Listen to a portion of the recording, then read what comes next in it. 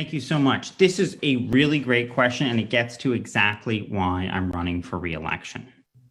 Because what we cannot afford to do is to do what the General Assembly did in the last crisis, the Great Recession, long before I was elected, when the state government slashed taxes for the rich by 39% and to pay for it made devastating cuts. It wasn't just the brutal cuts in agency after agency after agency at the state level, from child welfare to pollution enforcement. They hammered the city budget. And it wasn't just, the results in the city weren't just a massive increase to car taxes that disproportionately hit low-income people. They laid off every single teacher in the city, closed school after school after school, and in so many ways, our schools have never recovered.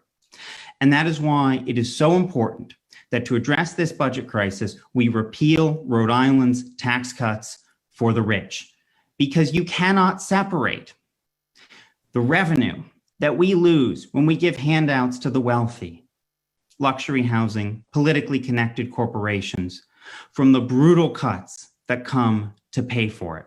You know, I've released a 19-point plan with detailed ideas on how we address this budget crisis, from spending reductions, such as not doing the proposed $35 million state police barracks in West Greenwich, to new revenue, like repealing the tax cuts for the rich, to creative solutions like the pay-go shift and the Medicaid shift.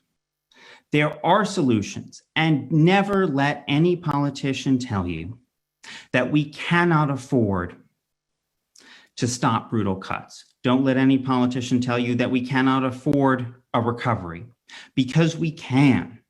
There are ways, but it does require that we ask the wealthiest people in our state to go back to paying what they used to pay before our massive tax cuts for the rich.